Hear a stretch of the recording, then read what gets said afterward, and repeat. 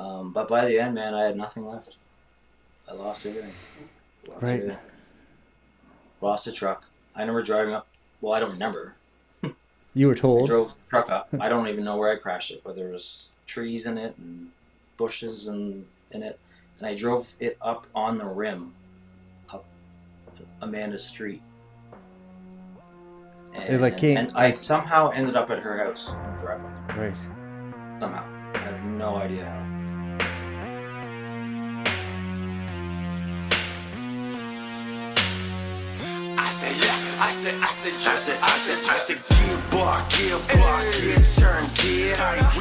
So let's just jump right into this craziness. So we're not here all day because we could probably talk for hours, which we do. Yeah. So off the podcast. So welcome to Bodybuilders Amateur Hour Recovery Edition. We have Devin Trenholm here. He's one of the regular co-hosts on Bar Talk, but today we are doing the Recovery Edition, the second episode. So again, if you missed the first episode, check it out. And there he goes. It's always disappearing on me. My phone got right dark all of a sudden. Sorry. Yeah. Oh, it's all good. I'm just going to keep rambling for a second.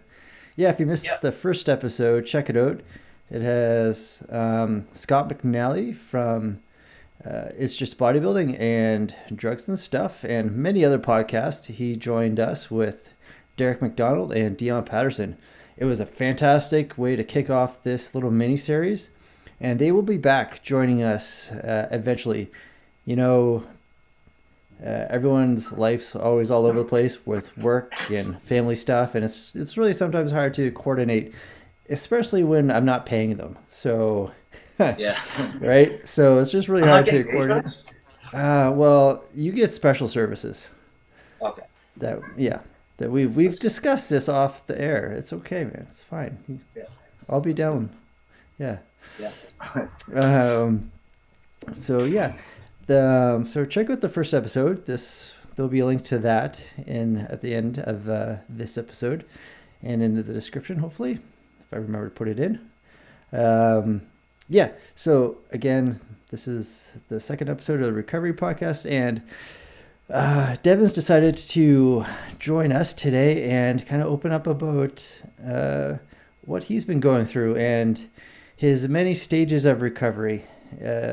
Over and over and over again, but we will get through that. And I know a lot of people have a lot of questions for Devin, especially because Devin, if you don't know who he is, he for a long time here in the East Coast and actually I believe like across the world has been one of the top amateur bodybuilding or fitness coaches that many people across the world have gone to and seeked advice from, and Devin has put many athletes on stage and with probably a countless number of first places and overall wins.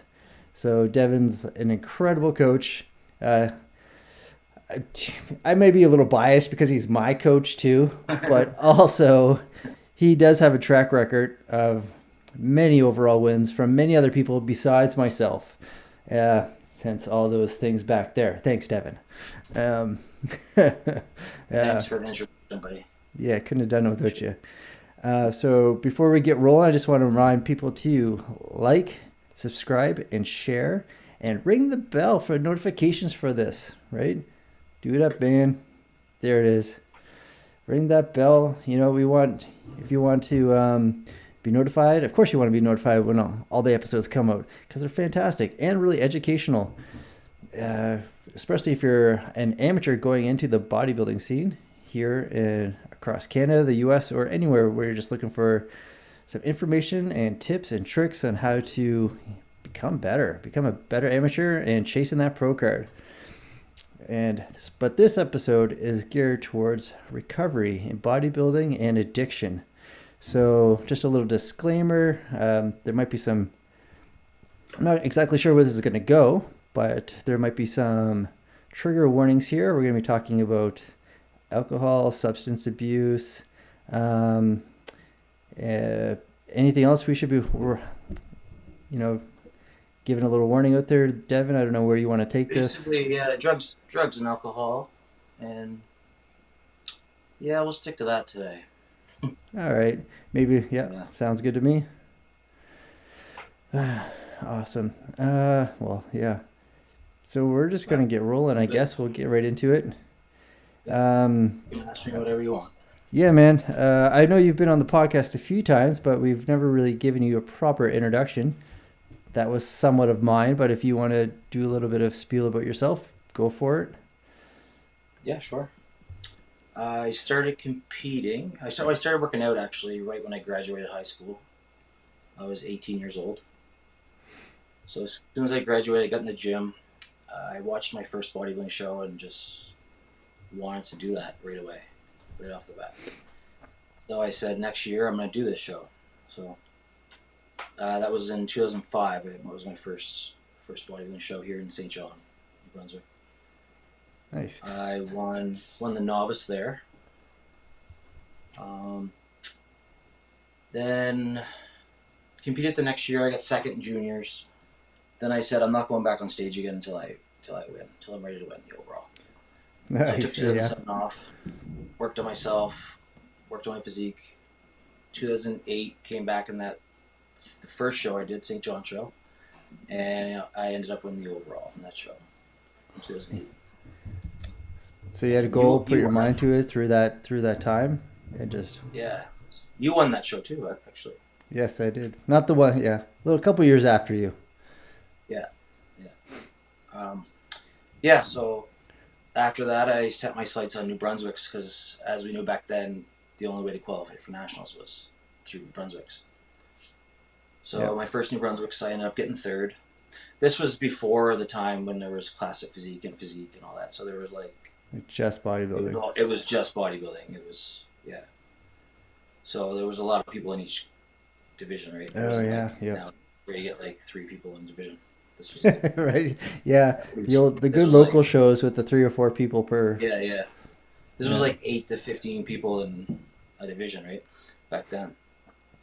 So I ended up my first New Brunswick. I got third in the middleweights. That was 2009. I went back the next year, 2010. Probably should have won that year, but Right. it doesn't always go your way in the sport, as we know. Yeah. I ended up getting second. Then I said again, I'm not going back till I win the overall. And I was qualified for nationals, but I wasn't going to do the nationals. I'm going to get in second place at New Brunswick's, right? Right. So yeah. I took 2011 off, went back in 2012, and won the overall, the middleweight, and the overall, and best poser that year. That's a huge. That's this big guy up here. Oh, I don't know if you can see that, but back in the day where they used to have trophies. yeah, I know. Now it's just Oh metal. man, I miss that. I miss the trophies. So, yeah, I won that in 2012. I planned on doing the nationals after that, but things didn't go as planned. I was in prep, and my dad, as you know, was sick, very sick. Yes. While I was in Yeah. prep, I was getting ready for Quebec Nationals in 2014, and he was on his deathbed. He was like here at the house, and I didn't know if he was gonna die if I did the show, like if I went up to Quebec and he was gonna die then or what. So I ended up dropping out like I think it was 4 weeks out. I ended up dropping out of the nationals and not doing it. And he actually died it was like 2-3 days after the show. Oh. So there was a lot of stress. My body wasn't responding. 'Cause I yeah, was wow. stressed out. Yeah, so I actually took a lot of time off after that. So I went from 2012, and then 2015, Heather LeBlanc, who runs the CPA. Yep. We had Tijon on the Okay. show. She invited me to the first Gladiator show, which was like all the overall winners in Atlantic Canada. Right. At the time it's still going. It's an invite only show. Yeah, it's still going on. Yeah, and so that kind of got me back into it. I was was pretty much. I didn't say I was retired. I just wasn't competing. I didn't compete since like the fall of 2012. Right. So I decided to come back for that show and do it. And it was an awesome show. Crazy, crazy competitors. It was better than like a national level show. That first Gladiator show. Yeah, it was pretty. Yeah, that show was pretty wild. It was, yeah. Yeah. A lot of them are pros now. A lot of those guys. Right. Yeah, you've competed against. Yeah, quite a few of those guys have turned. I've definitely. Yeah. Gave everybody a run, and quite a few of those guys have turned pro. Was Prince in that? Prince was, yeah. Prince won that. Prince won that one. So yeah, I ended up winning. I did the Atlantics too because they were like together. So it's usually one after won, another. I won the middleweight. I won the middleweight Atlantics, and I got third out of 20 in the Gladiators. Yeah, that's crazy. Yeah. So. You were actually living with me. You moved in a week before that show. Right. Yep. If people a little background history, I moved from BC to New Brunswick, and I did not have a place to stay. And at the time, me and my girlfriend moved into Devin's basement. We ended up staying there for like 3-4 months, probably. Longer, I think longer than that. Maybe longer than that. Yeah, however long it felt like it. Because you didn't prep after that. You were living there when you did your prep, remember? Oh, yeah. Okay, yeah. So it was quite a long time when I was living in your basement. Yeah. But yeah, so yeah. Then after that, I got the bug again, and I decided to do nationals. Give nationals a try again. So I did Edmonton Nationals. That was a massive show. That was one of the biggest nationals ever. There was 20. I did light heavyweight that year. I was pretty heavy. I moved up another class. Did light heavyweight. There was 28 people in my class in light heavies, and I ended up getting fourth in that show. Oh man, yeah. So yeah, I was just happy to get first call because when you're backstage, you see everyone looks nuts and right. When you're backstage, it's all self-doubt. You're like, oh my god. Well, for me, anyways, panic. Like, yeah. It's like, what am I doing here? I don't know if you had that feeling, but like, I always have that feeling. Even when I win the overall, I have that feeling. You're just like, I don't deserve this. What am I doing? Why am I here? But you looked absolutely incredible. Thank you. That was probably my biggest. The biggest I ever was at that show. I weighed in at 185. And how tall are you? So people know. I'm 5'6". 5'6". Yeah. So that's pretty big. So yeah, I weighed in at 185. Then 2 weeks later was the Flex Lewis, the first ever Flex Lewis Canadian Classic. Yeah. Right. So I went in that. I was 188, 3 pounds heavier. Pretty watery, to be honest. Well, yeah, he rebounded. I ended up winning the light heavyweights, but Prince showed up again. Of course, yeah. Last minute. Spray. I didn't even get a spray tan on. He just showed up and won. Just showed up. He probably dieted for about a week maybe. Yeah. So yeah, I won light heavies, and then Prince won the overall that show. And then 2018, it would have been the next year, I decided to do. That's when they changed over to CPA. So my first nationals was with the NBPFA. If you know that. Yep. Yeah. And it was the CBBF, and then they changed over to the CPA after that. Right, all that. So Toronto, I decided to do the Toronto Pro Show, the Toronto Pro Qualifier, the year after. It was in June. And I wanted to retire. I was getting close. The business was blowing up. I was coaching a lot then. Like I had a lot of clients, and it was getting pretty crazy. So, and I actually enjoyed coaching more than competing. So, I've heard that. I've heard that from a few people, where once they get into it, like just seeing the success of your clients and the success of the competitors, your clients on stage, and what you've helped them achieve, like can kind of almost outweigh your own success. Mm-hmm. When you're and it did. I'd be way more happier when like I noticed that I'd be a lot more happier when my clients won than when I won. Right. When I Yeah. won, I think I was happy, but I wasn't like Right. ecstatic like I was when my clients win a It's show a or like an completely overall or different anything. feeling, eh? Like what Yeah, can you describe a little bit like what they would be like? Like, or I get super nervous when I'm in the audience. I get like from my clients, I'm so nervous like all the time. I'm on the edge of my seat, and but yeah, when they win, it's an awesome feeling right. because you know I you know, helped them yeah. I know and you're you as a so proud. coach invest, I wouldn't say as much time as the client does during prep, but you're there every step of the way, almost like almost a 24/7.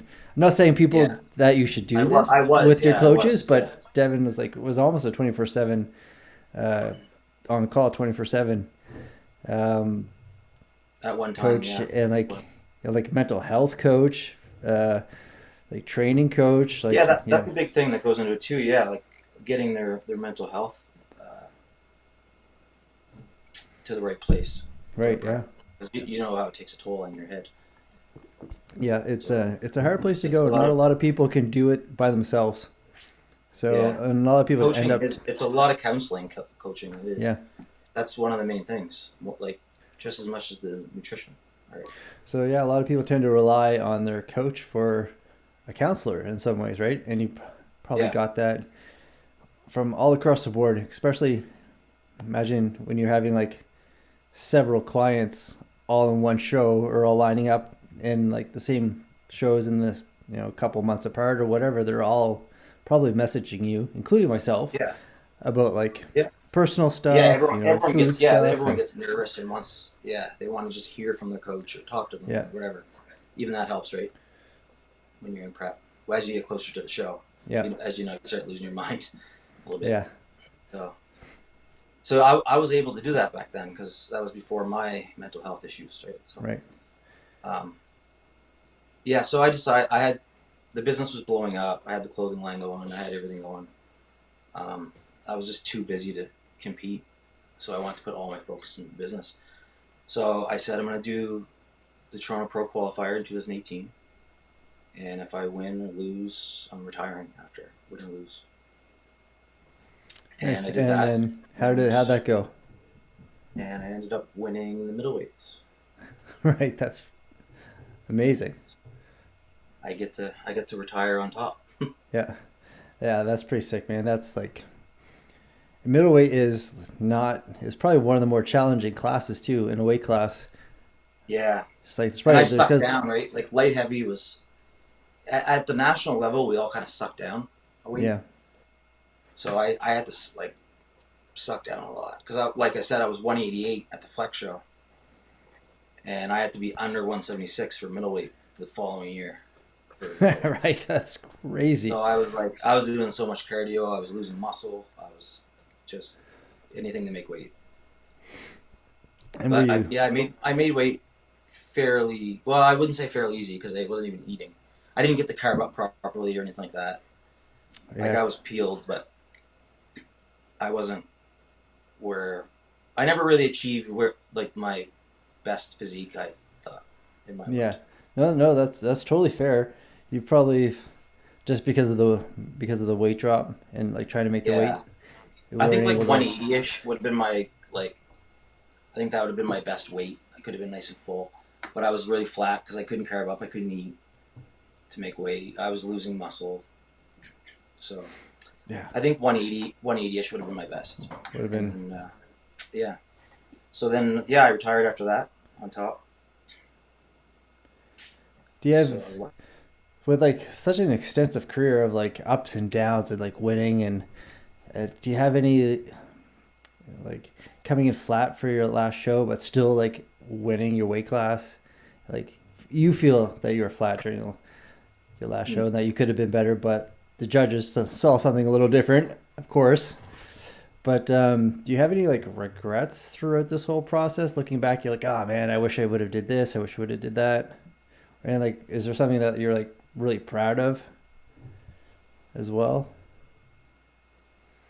I wouldn't say I have any regrets in it. No, no. Yeah, Not my bodybuilding career. I wouldn't say I have any regrets in that. I was really proud of like the Toronto Pro win, obviously, and then the Gladiator. That was probably my favorite show, the first Gladiator in 2016. That's cool. That was one of my best ones too. Oh, I was smaller then, but I was able to fill out and do everything right. So it was it was one of my best physiques, I thought. Right. Yeah. That's awesome. And then so I retired after that, 2018. I stayed in really good shape while I coached.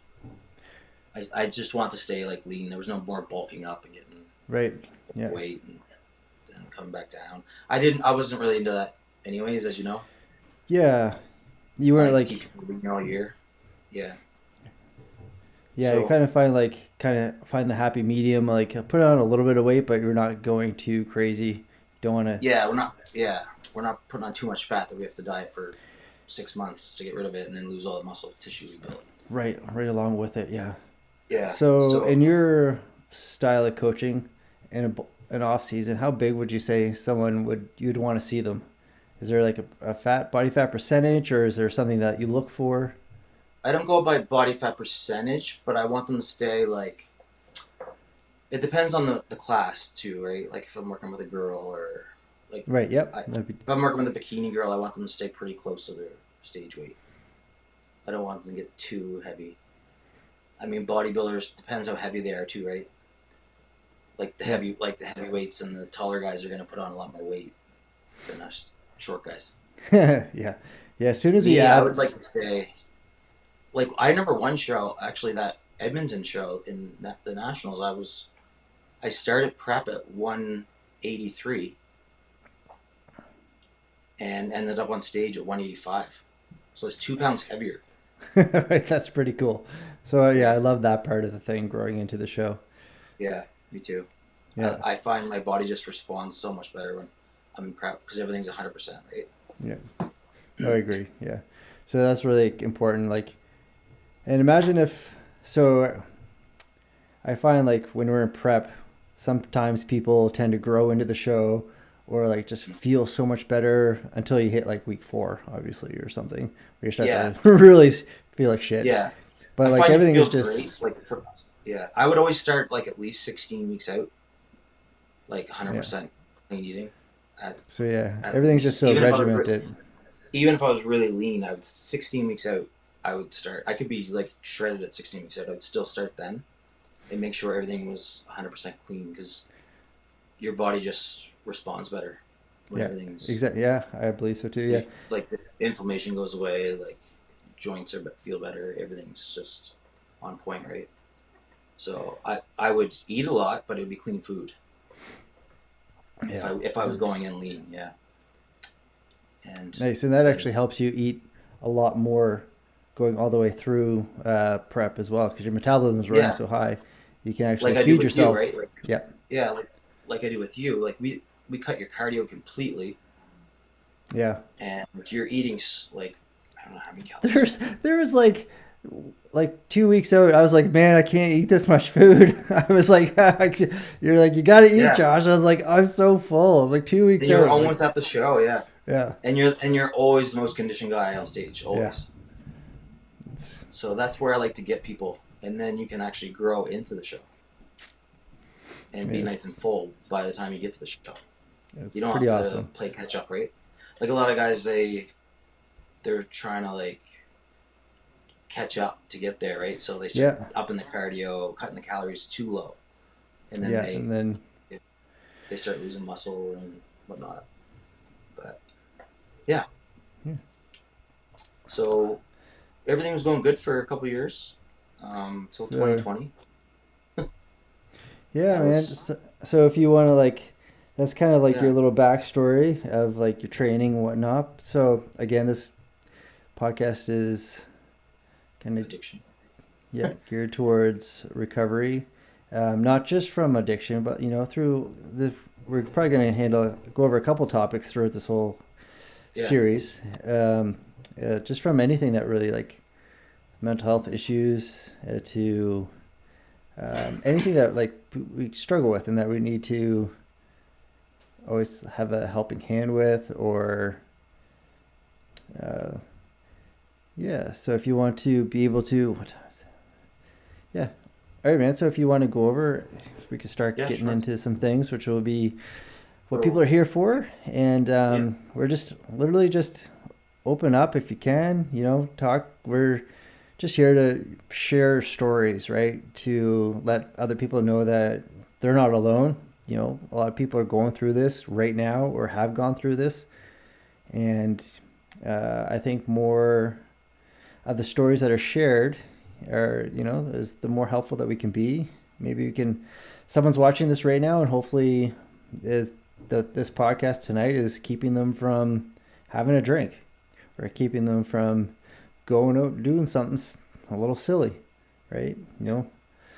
So that's kind of what we're here for. That's why I'm telling everything. I want to help people in that department. Right. Yeah. Once I'm better myself, because I can't help anybody until I can help myself, right? So. Yep. And I think we can. Yeah. So 2020, I went through a very messy divorce, as you know. I found out a lot of strange things that really threw me off and put me in a huge depression. Are you able to talk about some of that? We don't have to name names. You don't have to say anything. Like, some of those things are really interesting, right? I think some of the things you gotta say it, because some of them are really. Yeah. You don't have to name names. Just like the situations, and some weird things are like, what the fuck? How does this even happen? Is this a movie? Yeah. So, it was a bad divorce. I found out some really weird shit, and from her family and stuff, and it kind of like broke my brain. Yeah, like what though? We got you got a couple examples if you don't. I don't really want to. You don't have to. Bus kind of no, we won't say names or anything. People know who I was married to, so. Yes. Yeah. Okay. So, all right, that's fair. There was some really weird shit I found out, and it made it seem like everything was a lie. The whole relationship was a lie. It was a lie. But there was a lot of stuff going on. There's a lot of previously, before me. Right. And during, and so anyways, that really put me in a bad spot. And then things just kept piling up. As you know, you heard a lot of stories. Things just kept. Some of them, I know. There's probably lots that I didn't. There's probably lots you didn't hear too. Yeah, but yeah. There was a lot of. Anyways, I ended up turning to drugs and alcohol and I never drank really at all because I was competing the whole time. Right. So right. Yeah. I would drink at parties. That was it. And I drink I remember drinking maybe twice a year. I think. Yeah, for sure. When I was but like I said, I was addicted to. I think I mentioned this before on the podcast. I was addicted to bodybuilding. Yeah. I was addicted to it. In what way do you mean Well, addiction. The definition of addiction is doing something that you're so obsessed with it that it's having a negative effect on your life. Right, and the people around Not you. Positive. And and bodybuilding kind of did, because I wasn't there for everything would kind of go downhill a bit. Not necessarily my coaching, but my time. I think that was probably a part of the addiction, the high, the adrenaline from coaching and. Yeah. And then it didn't have to be me, and I would just live for the gym. That came first. The gym. Right. First. So you'd find you sacrifice family time. Yeah. Family time, friend time. Everything. Time. I sacrificed my job. Everything would suffer. Time with my son, my family would all go to shit when it was prep time. Right. So that was an addiction for me. And then once I retired, it was almost like I was coaching, and then building the business became my addiction. I was really obsessed with that to the point where I was not even sleeping. I would just I'd work 12-hour shifts and then go home and work again at the business. And then, Right. Mm-hmm. yeah. But then I ended up not retiring. I ended up quitting my job and then just focusing on coaching for years. And, in 2020. So it's kind of a bad year to pick to quit, but everything kind of fell apart. COVID happened right after, and then everything kind of fell apart. Yeah. Divorce, and yeah. So well, you didn't really see. No one ever sees that stuff coming. But yeah. Like if I could tell the future, I would have probably stuck there. right. Well, joke. But yeah. So I turned to drugs and alcohol to numb all the bullshit and depression and what I was going through. So I always have a question where, you'd have a drink one night before you even felt like the addiction with alcohol started. Like you would have a drink one night, okay, cool, whatever, and then you I'm just really curious in where it kind of starts. Like you would have one night, fine, whatever, not a big deal. Yeah. Lots of people do. Yeah. Mm-hmm. And then would you notice like, hey, I feel a little bit better, a little bit happier mentally. Maybe I'll have one again next night, or like or during the day. I it feel kind of started more like towards. how does it build up? Because are you even aware that is happening? Like that it's like the addiction is starting to take over, or Not anymore. the want But for it the does want for the happen now. liquor It's just is like, starting to consume. not anymore. And at the time, yeah, I don't think I really seen it at the time either. Right. I'm just like Yeah. curious on like how I kind addicts. of started with like drugs were my thing, right? Like I turned to drugs almost first, and I started drinking a lot more often, I guess. Like way Okay. more often. But it wasn't like an everyday. I wasn't drinking every day, but I was doing drugs every day.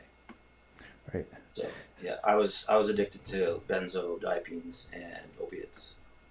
And you started that in the very beginning because due to your sorry, due to like was it back pain? You were like prescribed them? No, I played around. No, I get them illegally. Um, Okay, for some reason I thought that you had like you were I played because you around with them in the past, even when I was bodybuilding, because of I started with opiates because like painkillers right. because I had some injuries from the gym from working out and competing. So, but I noticed it really fucked up my digestion and stuff. It was really and my metabolism basically in general when I was on them. So I was off them for two. I wouldn't say I was addicted to them, but I really enjoyed taking them. Like And the feeling it it would gave get you rid of the or pain. I could train. I go to the okay. gym on them. Yeah, stuff like that. And but it Did was really you messing up my physique. right? Did you not even end up in the hospital during one prep due to like digestion I ended stuff? up in the hospital during a lot of preps, but it was Okay. it. Yeah, but it was because Yeah. my bowels are a mess. That's why. Which probably had something to do with like some of Yeah. the orals that you were taking, like the drugs and whatnot. Uh, yeah. It wasn't really. I didn't really wasn't in the oral steroids that Or much. I mean, sorry, like with the drug, like you were taking like benzos and Oh, with the whatnot. Like opiates. it Yeah, probably yeah. That helped. would really Probably mess it up messed even it more. up. Yeah, that would mess it up even more. But one time I remember I was in so much pain at the hospital during a prep, they gave me fentanyl, Right. and yeah, and I really like that. You were like, oh, That kind I of put like me this back. stuff. Yeah, that put me Right. back into thinking about it again. But I ended up going off for like 2 years. I wasn't I didn't drink then because I was still competing, and I stopped taking drugs for 2 years, and then I still remembered the feeling when I was on them, right? Right. Okay. So once all this shit happened in 2020, not COVID, because I don't even remember COVID. You're like, yeah. Yeah, that was the least of my worries. Um, I went back to drugs and hard. So like you got depressed, you were down, a really bad situation happened in life, and instead of coping with it and talking and like kind of like letting it out, you just buried it with drugs. Is that pretty much? Froze. What's that? Sorry. Can you hear me? Oh, you froze there. I didn't hear you. Okay, sorry. So it's like, yeah. So when COVID happened, am I good? You good? Yeah, yeah, Good. we're So good. it's like, yeah, when COVID happened, and then you started getting down, depressed after the divorce, and all these emotions started running into you, and probably not knowing how to deal with them, right? You've probably some past traumas in your life. I don't know if it'd be interesting to dig up sometime to try to. I'm not Yeah, I'm not a therapist, but it would probably some past traumas in your life where you weren't able to deal with these emotions and learned how to you know process them. So yeah. trauma started happening again. So to deal with emotions, instead of processing them properly, you just covered them I just covered them with a Band-Aid. drugs, Yeah, right? yeah, yeah. And then So like yeah, it's I a went, quick I fix went hard. almost, I went pretty hard on the drugs at first. Like it was getting pretty bad, and I was drinking with them. right? But I was taking handfuls of benzos. I was popping and snorting oxy all day. And I this, what was. year was this? You said 2020? This was 20. This was the end of 20. This was like the last half of 2020. It started. Okay, yeah. So I was already we Half of 2020. I've moved out by then, so I wasn't around, so I didn't really see this side. Yeah, yeah, yeah. You moved out way before all that. Yeah. Yeah. Um, yeah. So then things started getting like 2021. I could still run the business. I was still running the business, and it was still like doing good, and I was still there. So I guess I wasn't going as hard as I was the last couple of years. Then Right. I was able to hold on to the business for a while, and hold on to my house, and Hold hold on on to to the things. house and Yeah, I keeping didn't some lose it really in income that. coming in and Yeah, so it just kept getting worse and worse and worse, and the drinking I noticed became worse. And when the right. drinking came in the mix, that's when everything went to shit. The alcohol, Right. the alcohol was a million times worse than the drugs. Oh. A million times worse than the drugs. Do Once you that mind like kicked in, in what way? How, would you explain like in every way, they're more dangerous. Alcohol is more toxic than the drugs. Um, Coming off them is way more dangerous. Yeah, there's just and I couldn't function. right? I wasn't like I could function for a little bit at the first, but then I ended up I ended up getting arrested a few times. Then I had my court case and everything, and from the divorce. Right from the Um, yeah, okay. yeah, so I ended up getting a conditional jail, 18-month conditional jail sentence is what they called it, because it was during COVID, and I had my own business, and the jails were like full, so they let me stay Right. home and do house arrest. Yeah, so I only had to serve 9 months of it. Oh But man, during that that time, I went into like a bigger depression. Like I would I imagine. didn't leave So the house. you Yeah, weren't like Ant Man. Ever see when Paul Rudd got locked into his house? You were like yeah. making cardboard I forts didn't and have the running bracelet around though. and Yeah, no. and I didn't have a big ant to cover for me either. So, Oh yeah, damn. Uh, but yeah, that put me in a bigger depression. Obviously, stuck in the house for. I only had to serve 9 months of it, but I was on probation for the other 9 months after. But I started drinking earlier and earlier. It would start at night usually. I would start at like supper time before this, before the house arrest and all this, and then it started getting earlier and earlier. It'd be mid afternoon, and then it'd be I'll wait till lunchtime, and after 12 o'clock noon, I'll start drinking then, and I'll just try to keep a buzz so I can still function, be a functional alcoholic. But it was every day, right? So then it started getting earlier than 12. It was I'd wake up and I'd be sick. I'd have the shakes. I couldn't do anything in the morning because I'd have the shakes because it was in my system from 12 till when I go to bed, right? right. Till I pass out at night. So I'd wake up in the morning and be not hungover because I was drinking so much I didn't get hangovers anymore. Oh, And crazy. Yeah. yeah, Yep. but if it wasn't in my system, I would start getting sick. I started getting the shakes. I couldn't function at all until I had that first couple drinks. And then I was like, okay, now I'll work on the business now. Once I get those first drinks in, now I'll do my phone calls. Now you'll start. Yeah. And then, yeah, I try to get everything done so I could drink more at night and stuff. I try to get done while I had a slight buzz, I guess.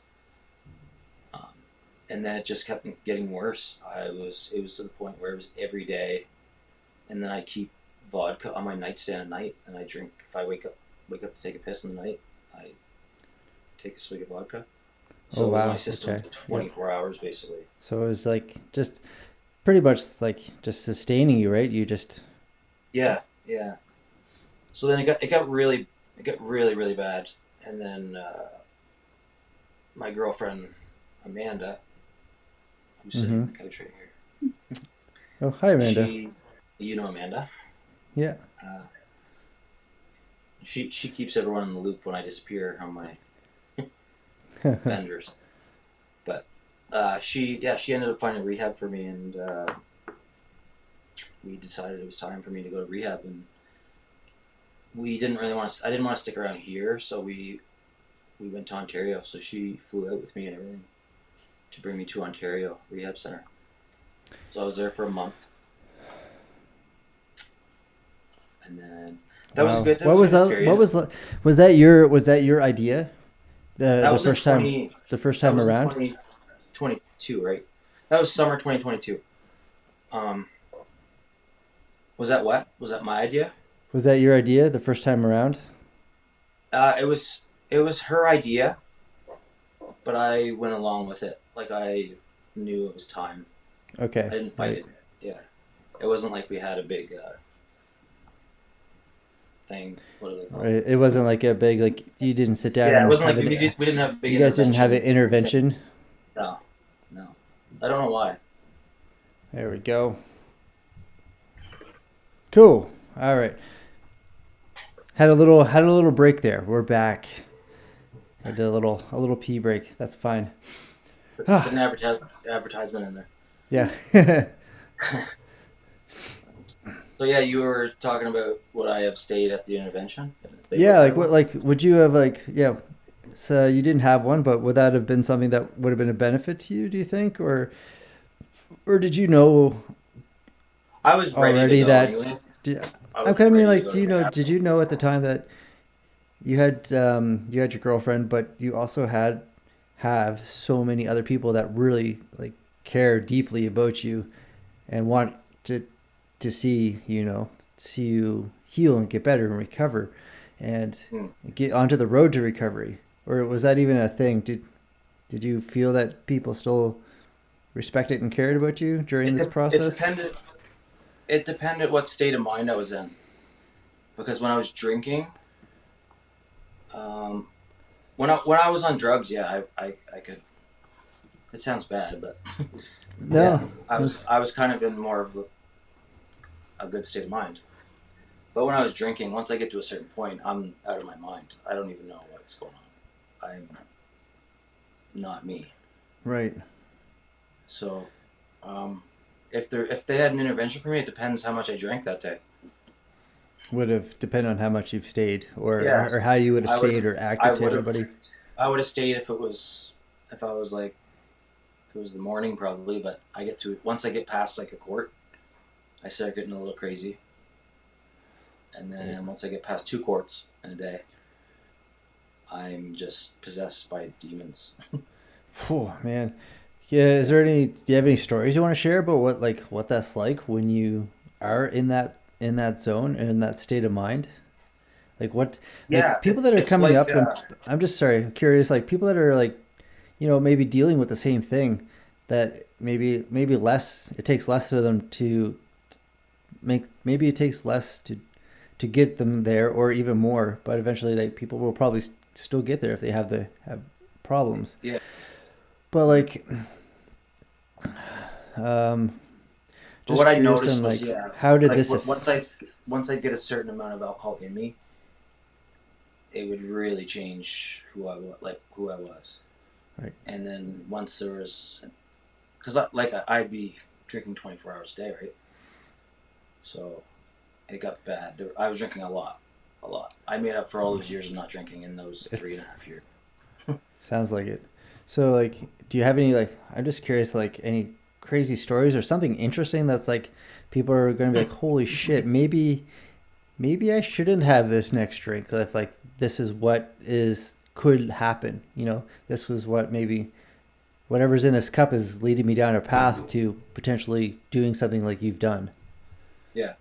Like I don't think anybody should, I don't think it should be even legal really, but I know why it is, but I don't think Right. Yeah. It's yeah. I agree.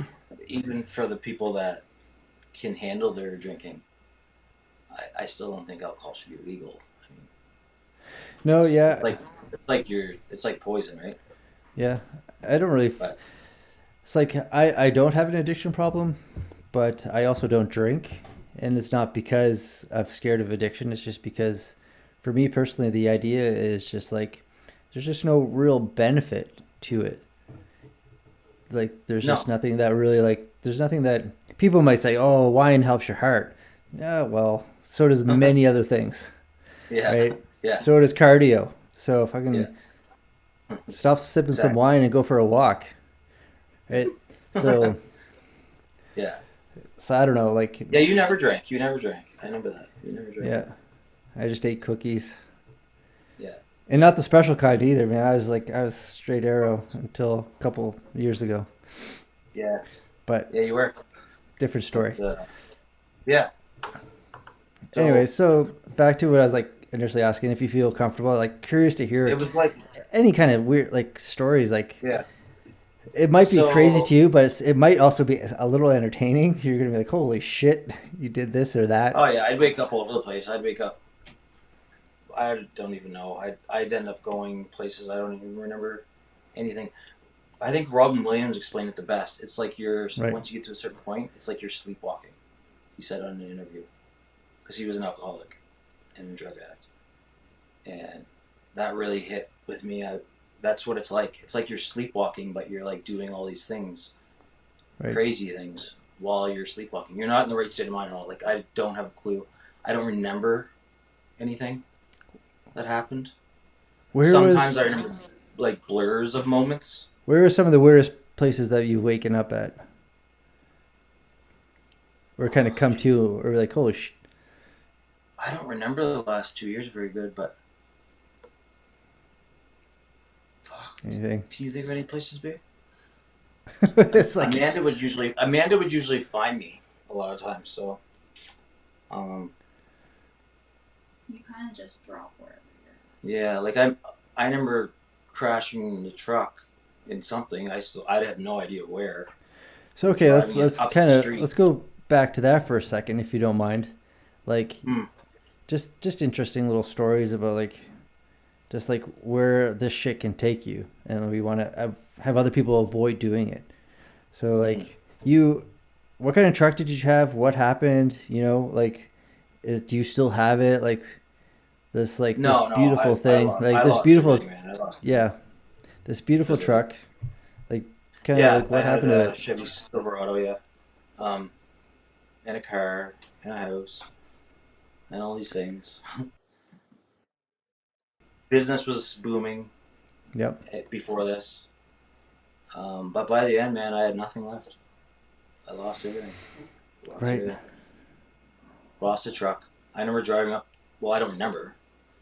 You were told. I drove the truck up. I don't even know where I crashed it, but there was trees in it and bushes in it, and I drove it up on the rim, up Amanda's street.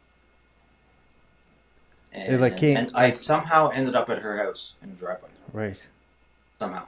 I have no idea how. It was like subconsciously, I just knew where she lived. I ended up in the driveway. She said she could hear the truck coming from like the bottom of the street. Because the tires were flat. They were on the rims. Oh, I was driving on the rims, yeah. And the tire came off the rim. The tire was off. Holy fuck. Yeah, and there was like trees and bushes. I don't know where I was, man. I did some really stupid shit. Man, just thank God. Thank God I didn't hurt anybody. Yeah, thank God no one else was hurt. Yeah. Or like, Yeah. Yeah, I did some really, really stupid shit during all this.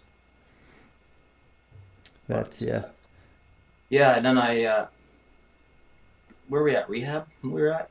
Oh yeah, right. Sorry, yeah. Going like Yeah. you're just getting into rehab. You Yeah. decided We for flew the to first Ontario. time. Yeah, the truck thing was like that was right before I went to rehab. Like one of the last straws of like is Pretty that much, probably yeah. like at that particular point, did you think that was like rock bottom and that's where you decided to I go? thought that was rock bottom, but it wasn't even close. Yeah. Yeah, it wasn't Okay. even close. I always think it's rock bottom Right. at the end of the drinking period, or when I sober up. I'm like, I hit rock bottom, and then I slip, and then there's no slip. It's not. I wouldn't even call it a slip. It's like a bender where Yeah, I go fall. and I leave off, or I start off where I left off. Back. So Yeah. let's go back to your first stint at rehab. What was that like, if you don't mind? If people That are like, was, maybe say if people are watching this and they know that they have to go, how Mhm. let's try to, encourage someone to go. It was Like what was it like for you and how did it help? Or it was maybe good. it didn't. It was beneficial even now because they introduced me to AA in rehab. I didn't go to AA. I didn't even really know anything about it much. So they introduced me to that during rehab, which to me was worth it, even though I spent like $20,000 for the rehab and staying in Ontario hotels and all this flight and all that shit.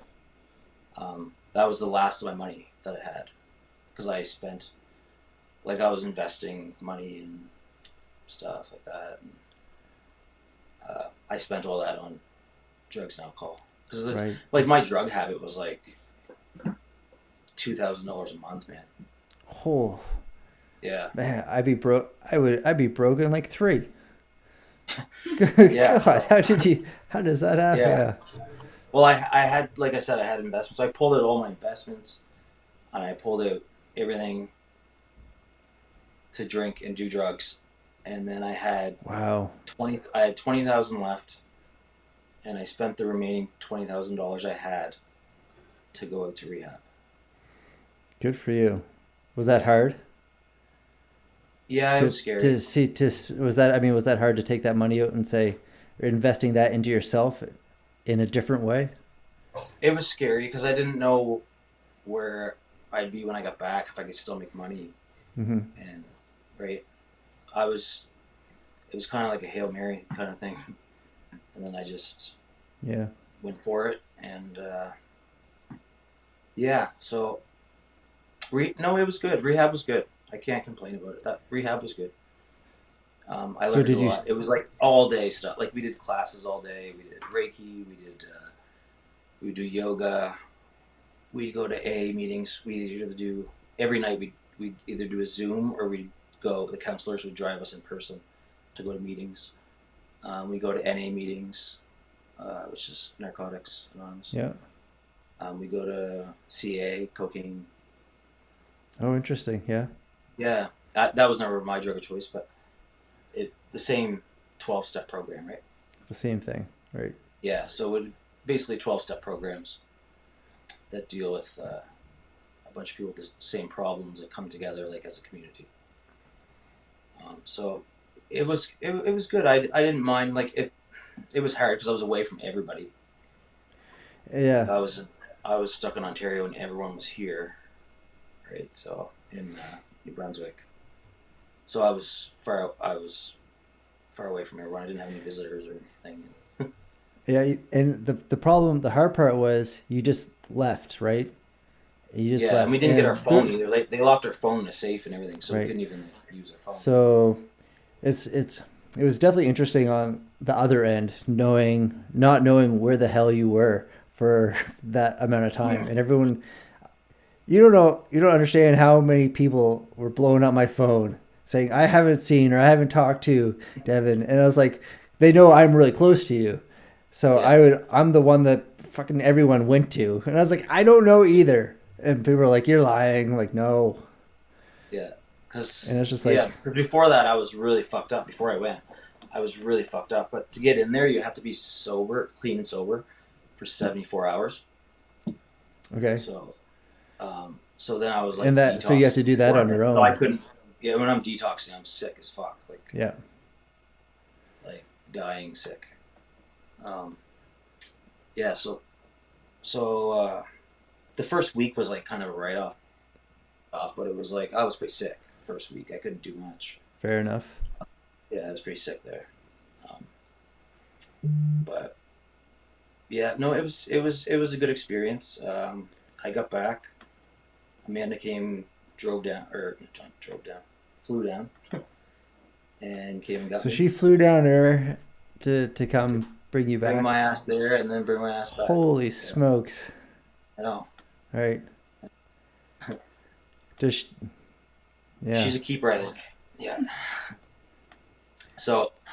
Did you give her any trophies? She should have a trophy wall in the back there too. Yeah, I should make her one, huh? Yeah. It's like, good God.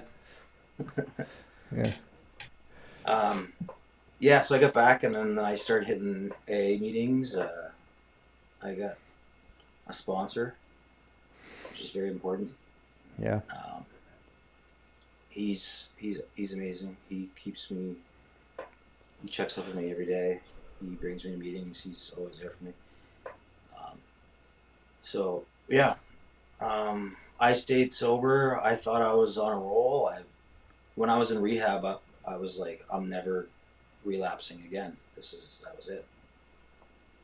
And then I was almost about to get my 4 months in, and I don't even know what happened now. I can't remember what happened. Yeah, like this part is like I'm really curious.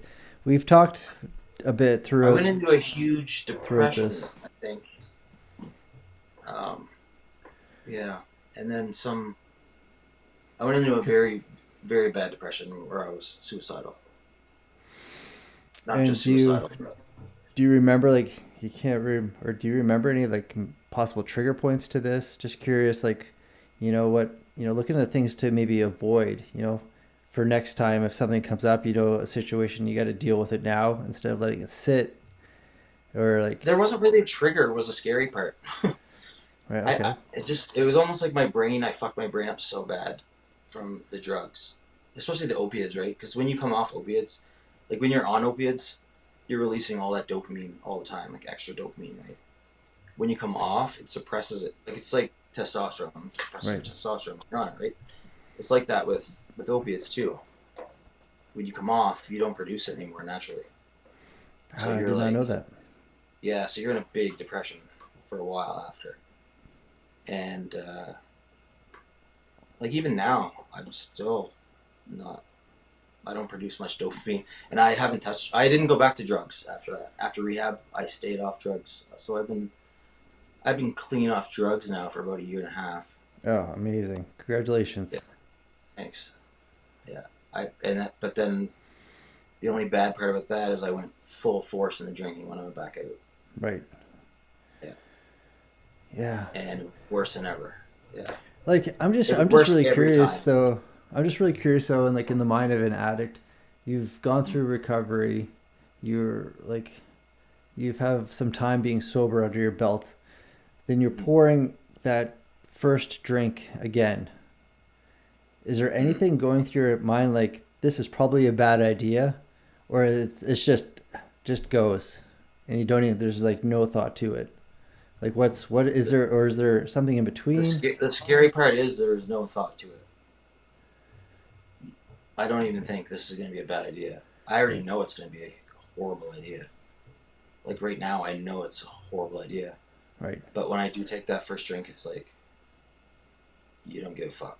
It doesn't even matter anymore. No, it doesn't matter. No. Interesting. It doesn't matter at all. Yeah. Because I used to kind of laugh at the disease. They said it was because they say it's a disease, right? Alcoholism. Mm-hmm. And I used to I didn't laugh, but I didn't really believe in it. I thought it was like willpower and stuff. But right, you're like, it's just like I can, I could diet for 16 weeks. I can, yeah, like look what this is nothing. I could stop and everything drinking, else. whatever. Yeah. And I was thinking like, well, why did I have that willpower for everything else except this? Right. Yeah, that's huge. That's a good thought. So Right. I ended up. It took me a while, but I realized it is a disease because I can't explain it. I can't explain Yeah, it. I don't think many can really. Yeah. But Yeah, it's very strange. It's still very strange to me. yeah. Yeah. So then you But go and then you relapse. the relapse Right. after 4 months, I go back out and then I just start. It starts getting really bad where I'm like just passing out everywhere, just ending up on the lawn in people's yard and whatever. Just Right. a Yeah. mess, right? And then do you mind talking about the time where you had like a medical emergency, your first one, which kind of like caused you to lose your license and all that? Yeah. So then I started having alcoholic seizures. Yeah. That was this year. Was the Right. first one. Scary shit. It was January. I think January was the first one. Yeah, that was. I had one, and I was sober when I had it. That's when I was like so. I was sober then for 2.5 months. So Right. So do you think your body was still in detox, like a bit? I'm sure it takes quite a I don't while, know. or it's just I'm not like a sure why. residual. I think it was just a residual thing. I've heard of people having them after, like extreme Mhm. alcoholics that I was, having them later on, even when they're sober. So, yeah, I had one after 2.5 months of being sober because I cleaned up again Yeah. Okay. after I fell off, and yeah, so then because I was sober for Christmas and stuff. I never been sober for Christmas and all that. That's nice. Yeah. At It least, happened yeah. shortly after. Yeah, it happened shortly after Christmas. It was in January sometime. Yeah, Anyways, that yeah. must have So been. I had a seizure. They took my license away, and then I couldn't go anywhere. Whatever, wasn't supposed to go anywhere. But yeah, so Yeah, I 4 months remember you later, I were. got my license. I remember Yeah, you were coaching me. I was in prep, and then you disappeared for like a week, and I was like, yeah, "What the fuck?" And then I found out what happened. I was like, "Okay, not so bad." For me, I'm like, "Okay, it was bad, yes, but not like." I'm like, "He just didn't leave me. Okay, we're fine." And it's just like, but won't charge. I believe Um, I believe that's what happened at that particular time. Oh yeah. that was in January. Yeah. Yeah. Well, you Right. competed in April, right? Yeah. So Yeah. then I remember messaging you. I'm like, are you sure you can, like, this was like, you got home after the hospital. And then I was like, are you sure you want to continue doing this, man? I was like, I could find somebody else. I'm like, you're like, you're like, no. He's like, you're like, I had a stroke. I didn't become retarded. you're like, I still know how to diet. And I was Yeah. just like, oh my Well, yeah. God. I was like, you can't say that, but that's hilarious. I'm just charge my phone here. Yeah. Yeah. Yeah. You were getting ready for Atlantics then, I believe, right? That was the Arnold's. Oh, Oh, right. That was yeah. that first. That was the Arnold's. Yeah. So. I was like, are you sure? You're like, yeah, like, let's do it. Let's keep going. I'm like, you are intense. I was like, you're crazy, but okay. Yeah. So. Is that charging? Oh man, sorry. That's fine. My phone dies every time. We can wrap up here pretty shortly. So yeah, I had that. I got my license back after 4 months, and then I was pretty down and out, right? Because I was doing good. I was on a roll, and then I had a seizure, lost my license, all that crap. And then a bunch of other stuff happened too. I mean, over the time, there was a lot of a lot of crazy shit happened. Yeah. Getting arrested a few times. Ended up in the hospital a bunch of times. I'd basically drink till my body shut down. That's what I would Right. do. So I would drink till my body would shut down completely, and I was almost dead. And then I got my license back, and then right after that, I ended up having to sell the house because, like I said, I lost everything because of this. Man, that would have been The week I really was selling the hard. house, I was getting the yard ready. I had a seizure again right after I got my license. Oh yeah, you were outside. Outside, Yeah. had another one. Yeah, that was a worst one. Is that Amanda came to you, found you, or? Yeah. Amanda and my mom were there, but Amanda came kind of saved me for the 50th time. Right. Yeah. Yeah, but the first one, Jaden found me in the bathroom, and then I went in that post-poctal state or whatever it's Jaden, called. people that are watching that don't know, Jaden's your son. Jaden's my son. Yeah. How is he? That must have been scary. Yeah, that messed him up pretty bad. Yeah. I could imagine. But he knew what to do. Like, he went to my mom's house, who lived like down the street, and he ran there and got her. And then he went and got Amanda. Yeah. Then he went and got Amanda after that. So.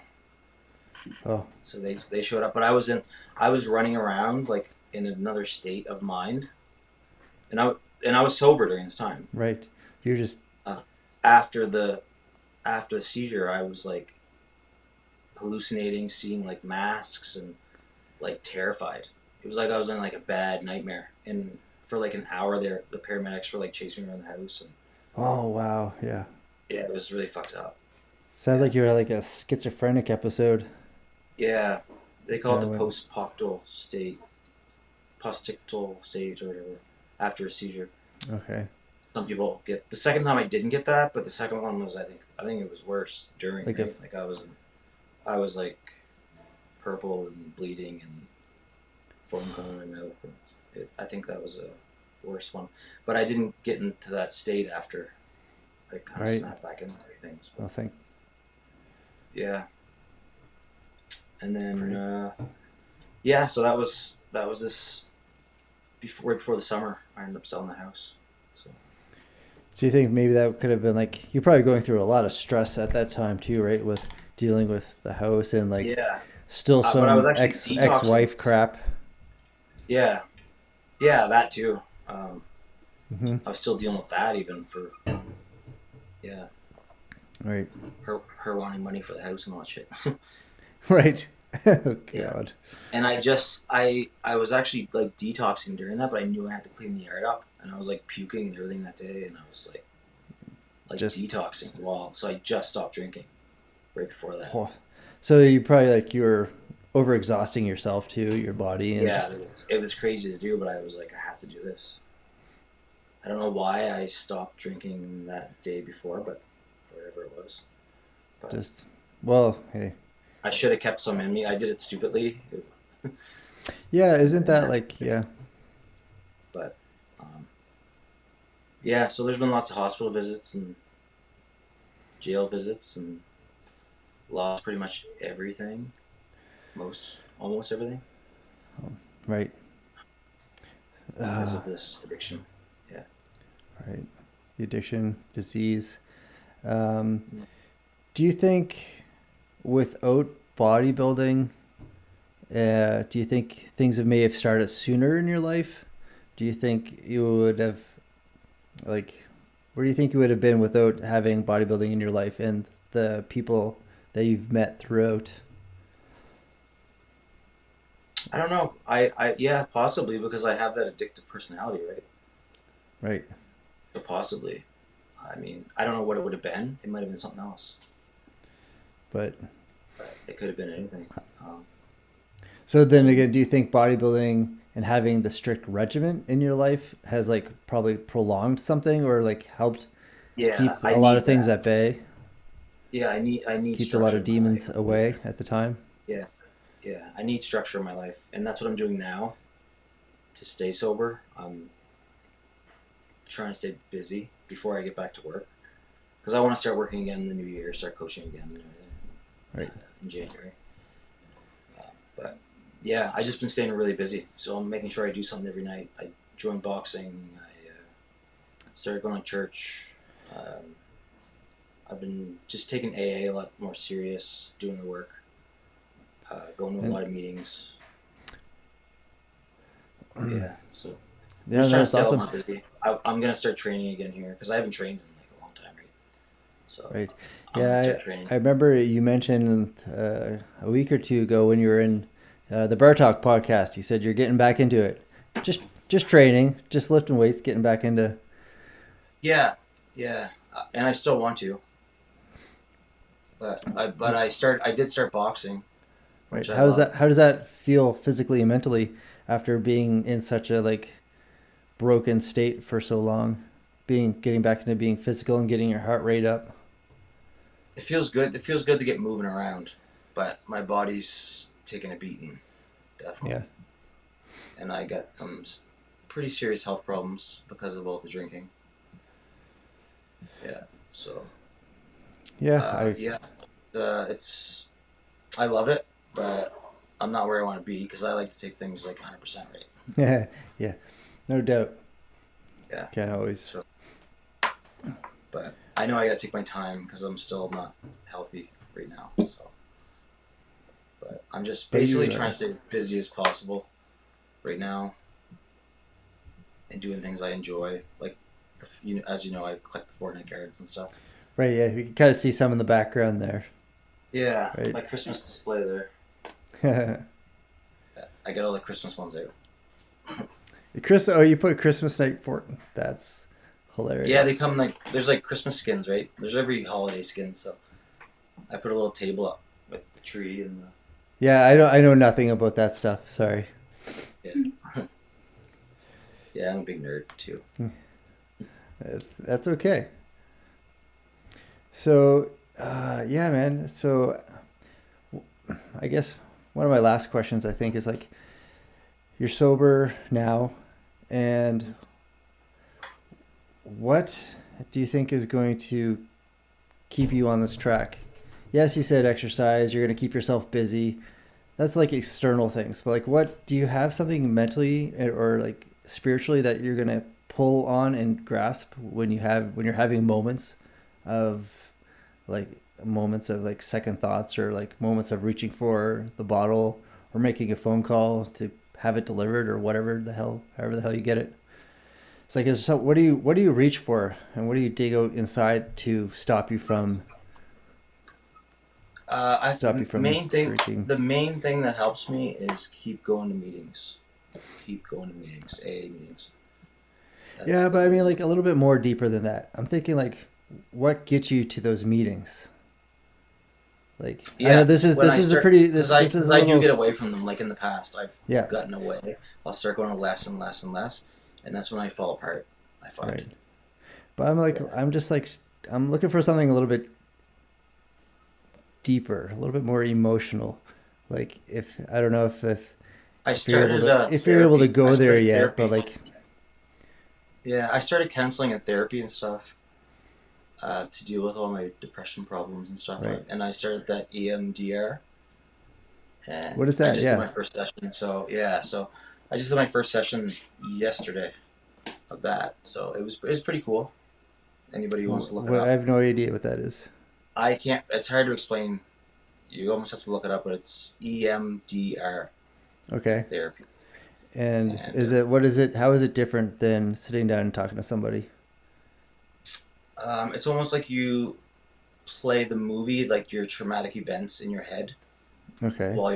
It's like an eye movement thing. So he takes his pen, moves it around like that. You follow the pen while you're thinking of this traumatic event, and you see what comes up during it. And the weirdest things pop up in your brain. Are you talking out loud? Or is he asking you questions? He or she? Or... No, you're just focusing just on that until he says stop. Then he stops. He says, "Okay, what came to your mind?" And then I tell him. I keep it short and simple. What came to your mind? It could be the weirdest thing, man. Like it doesn't even have to do with the traumatic experience, right? But then Usually And then he things are all says, okay, connected. now focus on that. Focus on that. What popped in your Right. brain? And then we do it again. But they're like hours sessions, like 2 to 3 hour sessions. Some people do them like all day long. Wow. Yeah, to try to Yeah. like It surf resets your through. brain. It's supposed to help reset your brain. Interesting. So I'll give anything a try at this point. So I'm gonna see how it goes, but I need more than one session, obviously. Of course, yeah. Yeah. So it's new to me too. It's just like working out, man. You need more. You need to do the reps. You need to, Yeah. you need to do the sets, and eventually the weight gets heavier and heavier, and you got to work through it, right? Yeah. It's just all. It's just there, and we got to just push through it, and eventually we grow. Yeah. So, and then in our bodies and in life. Yep, exactly. More reps. Yeah. So. Yeah, reps. But like reps you said, for recovery, brother. Reps yeah, for recovery. I want to get. I really want to start coaching again and get the business back going really well again, because that makes me happy. That makes me really happy. So I really want to dive into that once I get myself better, but it's going to take some time. Yeah. And I know quite a few people that will probably be right there waiting and ready to jump on the Swole Fit bandwagon. Yeah, I hope so. Yep. That'd be nice. Yeah, I know a couple of people that are waiting. It's fine. Yeah. I got your back. I'll start off slow and then go Yeah. from there. Yeah. That's awesome. So I think a lot of people are just going to be really waiting and really curious and hoping for a smooth recovery for you, man. And I just want to say congratulations for still being with us, dude. You've been through a hell of a lot of shit. And, yeah. I'm lucky to be here, yeah. And really, we owe a lot of it to your wonderful girlfriend. Mm-hmm. So thank you for that. I think I've thanked her many times over through DMs. Yeah. But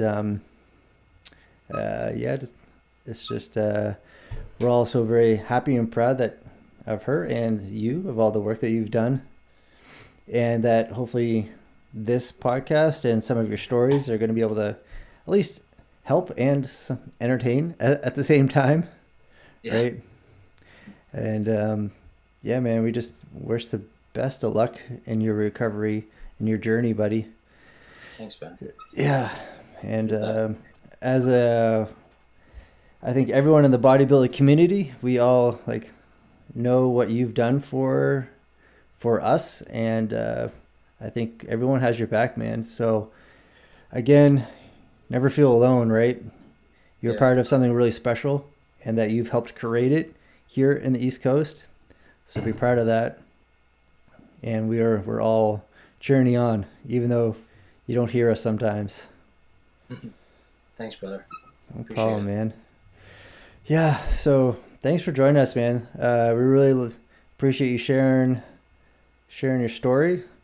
And everyone that's still here, don't forget to like, subscribe, share this with people you know. Share this with people that might be struggling or looking for some answers. Just interesting to hear other people's stories, and just know that you're not alone. Yeah, and if you are struggling, reach out to somebody. Reach out. Right. I know you don't want to when you're in that state of mind. You really don't. You just want to hide away, but try to reach out to somebody. Yeah. Does it matter who? Should a friend, family member, what? Yeah, someone that's going to understand what you're going through. Someone that Someone that understands it. Yeah. Because the people that don't understand it don't get it. Yeah. They don't get it. Someone that just find someone. Yeah, I agree. Yeah. And if you don't have someone, start hitting meetings. There's tons of meetings out there, everywhere. Start hitting meetings, you'll start meeting new people. I thought you said memes. I thought you were like, go read some memes. I'm like, yes. All right. Yeah. That's my message. Thanks, buddy. We really appreciate it. All right. Awesome. Thanks for having me. Yeah, man. I'll be back on for Bar Talk here soon. Yeah, come back on, and then when we're going to be doing recovery again, but with a larger group. We're going to be getting into more stories and more helpful things that have like kind of like, you know, again, helpful tips and more stories to, you know, share. And this group is going to probably keep growing. And I just kind of wanted to get you on by yourself because I know you had a bit of a long story, and it's hard to tell in a group of 4 or 5 people. So, yeah. So now that we've kind of got that out, we can kind of just dive more into some wider topics on our next episode. Yeah, for sure. And we get the show in the PEI show in April. That's going to be amazing. PEI show's coming up. That's going to be off the hook if I don't screw everything up. I'm excited for that. Yeah. It's cool. It's going to be good. All right, man. Have a great night. All right. Thank you. You too. And I'll talk to you soon. Yep. Enjoy. Peace. All right, bro. See you, man.